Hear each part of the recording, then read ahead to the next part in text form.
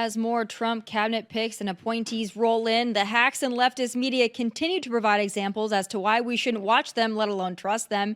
Here's how CNN's Caitlin Collins describes Sean Duffy, an 8-year elected member of the United States Congress. There's a new pick coming from Mar-a-Lago, former Republican Congressman Sean Duffy, who has been tapped to lead the Department of Transportation. Duffy seemingly checks off two of Trump's favorite boxes. He is a former reality TV star who appeared on The Real World in the 1990s. And in recent years, he has been a familiar face on Fox News. Oh, yes, just a Fox News host and a former reality star. What a convenient omission of Sean Duffy's actual bio. They said the same of Pete Hegseth, of course, that he's just a weekend show host and not a 20-year veteran of the military with 2 Bronze Stars or a graduate of Princeton and Harvard. Just a weekend show host with tattoos. And I'm sure all the liberals who were introduced to Trump's latest pick by none other than Oprah Winfrey will now lose their last functioning brain cell wailing about Dr. Oz, the pick for Centers for Medicare and Medicaid Services Administrator. And you know what? Whatever. We knew they'd freak out over Trump's picks, and frankly, that gives me more confidence in those picks. If whacked out liberal media hosts hate them, that's probably a resume builder. I think they've conveniently forgotten some of the shining stars on Biden's team, like Deputy Assistant Secretary of Spent Fuel and Waste Disposition in the Office of Nuclear Energy and woman's luggage thief, Sam Brinton. Or who could forget Tyler Cherry, the Associate Communications Director, a non-binary individual with a history of controversial anti-white, anti-Israel, anti-law enforcement social media posts. You know, it was really the crop top that did it for me. He means business, y'all. So please, again, spare us the outrage over Pete Hegseth and Sean Duffy and RFK Jr. and Dr. Oz. Joining me now is the Steve Hilton Show host, Steve Hilton. All right, Steve, I'm sure that they just describe you too as a Fox News commentator. You've done nothing else, right? Just a podcaster now. You've had no accolades in your history. And I'm really not surprised that that's what they think of Trump appointees, given they think that Trump supporters are garbage. But what do you make of some of the hysteria we're seeing roll in? Well, it's exactly as you say. It's so ridiculous. It's very predictable, of course.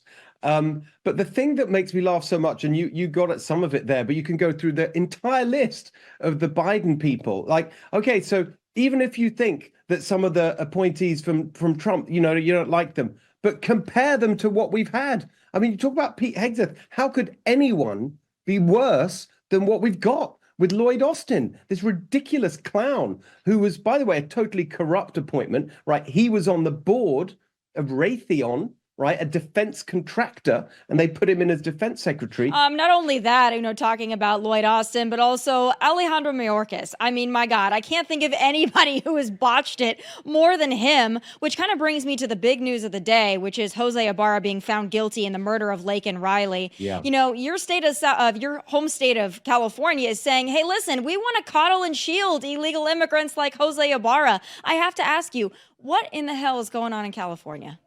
It is totally sick. And by the way, there was an amazing piece of news this week from here in California, which was stunning on 2 levels, really, which is LA, right? The LA City Council voted to make themselves a sanctuary. And you think, wait, hang on a second. You assume that they did that years ago. Of course, the whole of California is a sanctuary state. And you just think, well, what is wrong with these people? They really are so ideological, so far left and crazed. And when you see a case like this, it's not an exaggeration to say that these people, these far left extremists, they genuinely would rather protect murderers and violent criminals than the citizens they're supposed to represent. I mean, that's the choice they're making. It's just sort of stunning. You just can't believe how extreme they are. And they obviously haven't learned anything from what just happened in the election, where all that kind of madness was just rejected across the country. You saw swings to Republicans everywhere, including in California. You got in San Francisco, right? Donald Trump got the highest vote of any Republican candidate since 1996. Every county. It's just people are sick of this stuff. And yet now they're doubling down on it in California. You got Newsom going on about how he's going to Trump-proof California. What are you talking about? We need to Newsom-proof America. That's what people voted for. And these people here in California, they're in such a bubble of their own left-wing nonsense. They don't realize how offensive this is. And by the way, when you talk about the subject of immigration and the border and the violence that goes with it, the people who are most sick of it are actually the exact people that here in California, the Democrats love to think they speak for. Latino communities, hardworking families who just want to do the right thing and live in peace in safe neighborhoods. They're the ones most threatened by this complete madness from the Democrats. Well, it's just so tone deaf to me because even in California, your state voted for public safety in a way. Yes. You know, passing Prop 36 to undo Prop 47 and to try to put, offenders in jail when they commit these crimes. I mean, they voted in favor of public safety, and Donald Trump, all things considered, did pretty well in California. Now, listen, it's a long way to go until California is sane again. But the fact that you've got this verdict coming out with Jose Ibarra and that testimony, and you've got an illegal alien who was allegedly in the Roosevelt Hotel in New York City, another sanctuary city, and then uses a humanitarian flight, assumed paid for by taxpayers, to go to Georgia, and then just months later, he brutally murders Laken Riley, and then you've actually got leaders in California, in Illinois, in Arizona saying, no, we want to protect illegal aliens. And then we have the report that there are at least 1.4 million that ICE has sanctioned for removal that are still in this country that are just walking about. Only about 13,000 of them are actually in custody. These people are not supposed to be here, and a lot of them are in California. I don't know how people go around living their daily life in California not looking over their shoulder because it's a hot spot. Well, a lot of people are, and that's why they voted. I mean, overwhelming majority for Prop 36, 70%, right? Every single county voted in favor of it. And you look at this madness that's infected the Democrats. It's just so, it's almost incomprehensible to me that they can't see how offensive this is to regular people. And these are the people, by the way, the Democrats, who endlessly lecture us all about the rule, Trump's transgressions and the rule of law and protecting our democracy and norms and all this crap, right, that they give us. But here they are literally saying you've got 1.4 million people, that's the number we now know, right, who have been given official papers. They've been through the process, right? They've been adjudicated. You can't hide behind this stuff saying, oh, they're fleeing persecution or whatever. It's all been adjudicated, right? And they've been told to leave. They're breaking the law. And yet they're on their side against regular law-abiding, the vast majority of people who just want to live their lives. I mean, it's just amazing. There is a rejection of it. And it's not just, obviously Prop 36 was the big one, but you saw in LA County, George Gascon was kicked out. He lost massively. In the Bay Area, where I live, in San Francisco, they kicked out the mayor. In Oakland, which is in a way the worst of the chaos now in California, the descent into total anarchy and lawlessness, they kicked out the mayor in a recall. They kicked out the DA for Alameda County, where Oakland is. And then it wasn't even just crime. If you look at other ballot initiatives in California, this hasn't been so widely reported. You got the Republican, the conservative result, the conservative answer won, not just on Prop 36 on crime, but just now we had it confirmed on raising the minimum wage, on rent control, on taxes, constraining the ability of the Democrats to raise taxes without limit. So actually, people have had enough of it here in California. It's moving in the right direction. I always wonder, though, in California, when they recall these mayors or the DAs, it's like, but who's going to fill the spot? Are they going to be any better? That's my concern. Maybe slightly more moderate, a little bit less radical, but is it going to be conservative enough, in California terms, to actually make a change and to get things done? I don't know if there's the appetite for it in California. I know the people want it.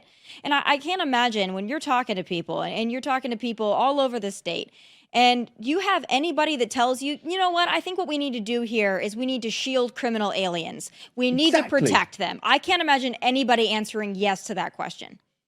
Exactly. And that's the answer, I think. You've got to really fight and make these arguments. I think a lot of the time, and for the last few years that I've been observing it, now I'm really engaged in it in California, I think Republicans have too often kind of been scared to make these arguments directly, and they've made this assumption that the only way you can win as a Republican in California is to be a kind of mild version of the Democrats. I just think that's ridiculous. People can see we need a massive change of direction. And if you put those points as clearly as you just did, and there are people, there's a guy just got elected to the state legislature down from San Diego area, Carl DeMaio. He's fantastic. He's been campaigning along these lines. And there's an appetite for it. You just got to be really bold and fight. And I'll give you another example. So there's just little signs of change in California. So in Orange County, in Huntington Beach, Surf City, USA, famous place, about, was it 4 years ago? It was run by Democrats, the city council, 6-1 Democrats. Then a friend of mine, Tony Strickland, he got a group of strong Republicans together. They took control of the council, and it was 4-3 2 years ago. And they started implementing common sense Republican policies on crime and homelessness, all that kind of stuff. Just now in the elections, they swept the board. It's now 7-0 Republicans running Huntington Beach from 6-1 Democrats just 4 years ago. So it shows what you can do when you actually fight. By the way, that's the place that they also implemented voter ID. Yes. They did a ballot initiative on voter ID. And guess what happened from the great protectors of our democracy? The next day, Gavin Newsom and Rob Bonta, the state attorney general, sued them to overturn the election. But guess what? Huntington Beach fought back, and now they've beaten them in court. So it really shows you that if you fight and just tell the truth about what's going on, you can make progress, even in California. Do you think that there's something happening in California, though, that the rational-minded folks are fleeing to those little red pockets, like maybe the San Diego area, of course, Orange County, maybe even in LA, fleeing to the beach cities? Do you think that this red is just concentrating itself in certain areas, and then places like LA itself and San Francisco and Oakland, is there hope that they are going to get better, or are all the decent people just leaving?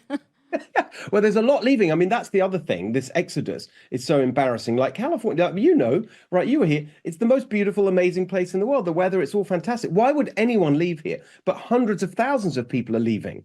And that's still going on, the exodus, and businesses as well, because it's so crazy, and the taxes, it's impossible to afford to buy a home and all that kind of stuff, right? But I think the revolution is brewing. I mean, I don't want to say it's going to be easy to take back California and bring common sense policies in at the state level. But I think it's possible. It's just going to be very difficult. But the signs are there.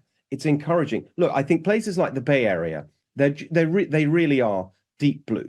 But for example, Los Angeles, that's a really big county. It's like the biggest county in America. It's 10 million people. I think that even there you're seeing progress. You're seeing certain neighborhoods. For example, it's very interesting in this election where you saw from the vote tallies, the neighborhoods where you have, certain categories of Armenian, Iranian, and the more Jewish neighborhoods strongly moving in a Republican direction. So I think there's hope. And the big one, I think, that we got to think about for California is Latinos, because that was a massive story from this election for Trump, and the way he's really transformed the Republican Party into a multiracial working class coalition. Latinos leading the way. Of course, Latinos, it's the largest group in California. So we've got to bring that revolution to California. Working class Latinos who are totally hammered by these crazy policies, particularly the climate extremism that's just making everything so expensive.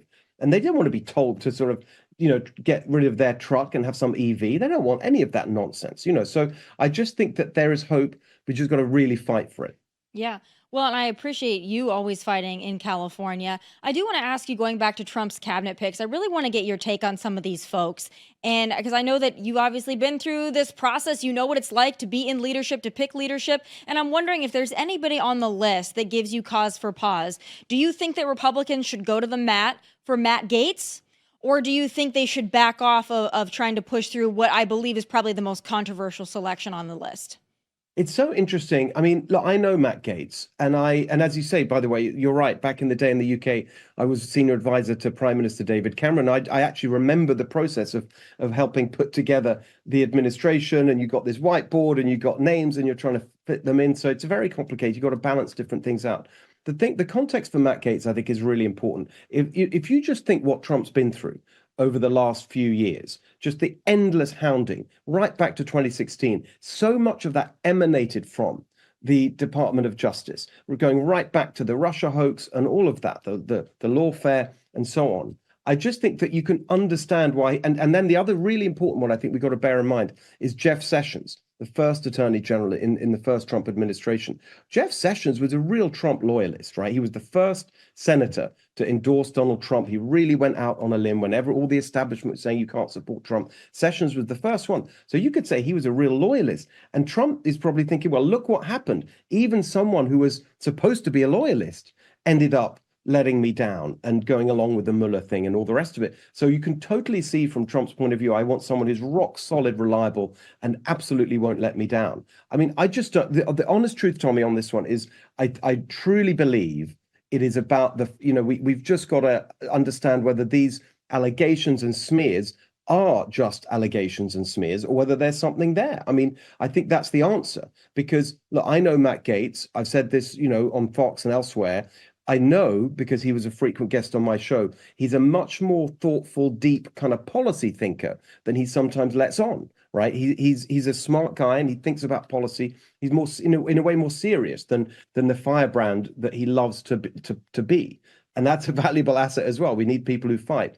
I don't know, honestly. I think we've got, I know it sounds a bit of a cop-out. I think we've got to let the process play out because the reason, of course, they're freaking out about the fact that he's just going to shake things up in the Department of Justice. We need that, right? But if the allegations, the personal allegations, are the things that are going to derail us, we need to know the truth of them. And so there's all this rumor out there. Okay, let's see it. Is there anything to it, or is it just BS? Yeah.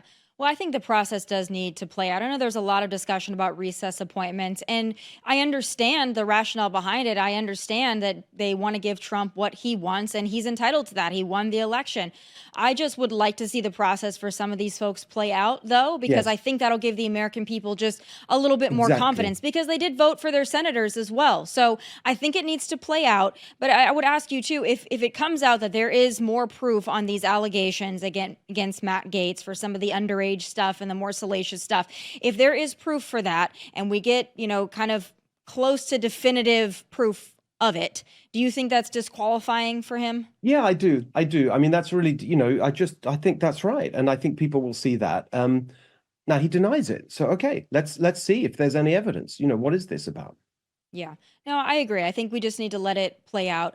Speaking of kind of the future of California, the Democrat Party, how this is all going to look. I was shocked, Steve, when I saw one of the first polls come out for 2028 and Kamala Harris is top the list. Oh, Gavin Newsom's going to be so mad at this. He's only in at 8%, but they've got Kamala at 41%.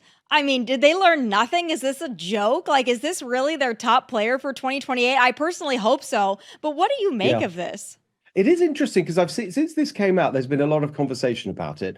And the point that a lot of people have made is, yeah, well, that just reflects name recognition. She's been in the race. And so she's top of people's minds. Yeah, top of people's minds in a terrible way, you would think. Like, if they learn anything, she should be like on zero.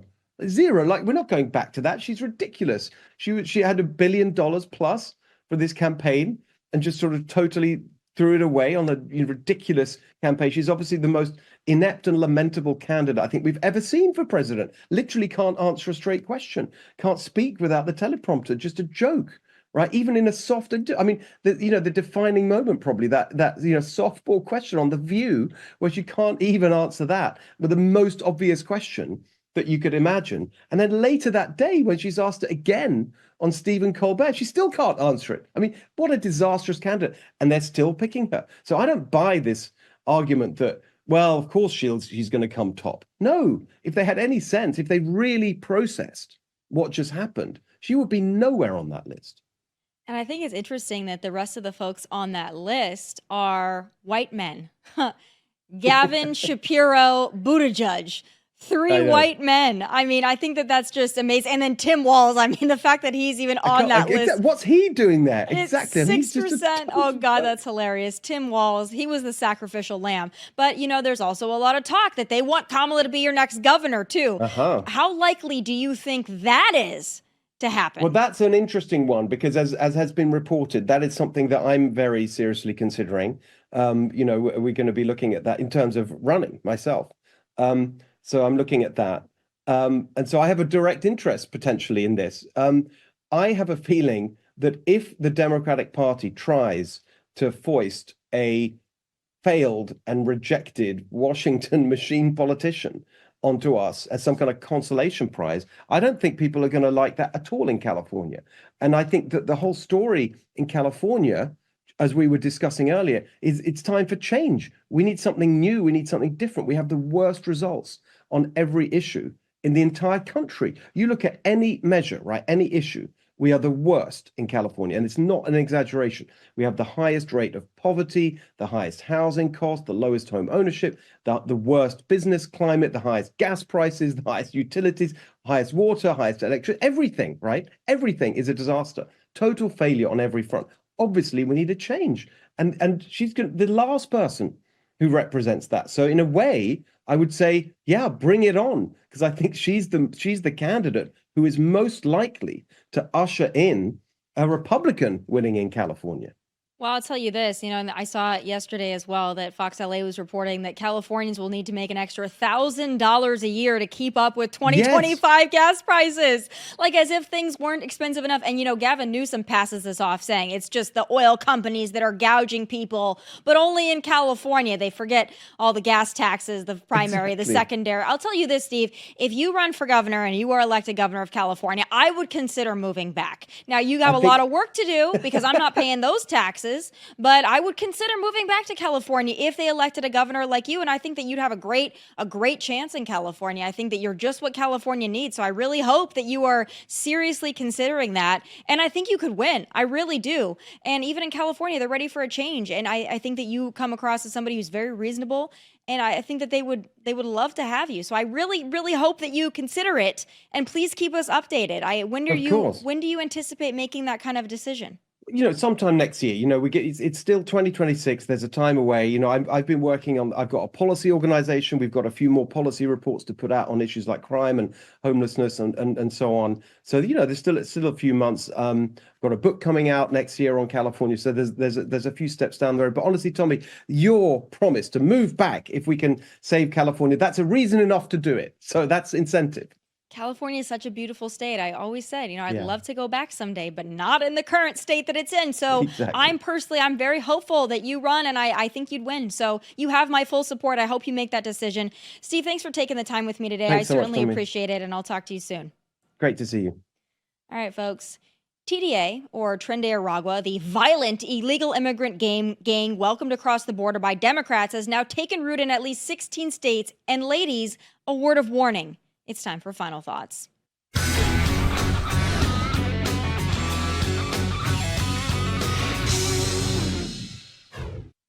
Republicans have long warned that letting millions of unvetted and unknown strangers from all corners of the globe into our nation to mix and mingle with American citizens would backfire. And shocker, no duh, it has. The violent illegal immigrant gang, TDA, is now active in at least 16 states. And oh goody for us here in Tennessee, TDA is operational in all of our major cities, including Nashville, where I sit today. We are nowhere near the frickin' border, but the border has been imported right to our doorstep. Thanks a bunch, Joe Biden. And according to the expert analysis of our state's Bureau of Investigation, the members of TDA here in the volunteer state may have a pathway to more violence. Yeah, that's a pretty safe bet, I reckon.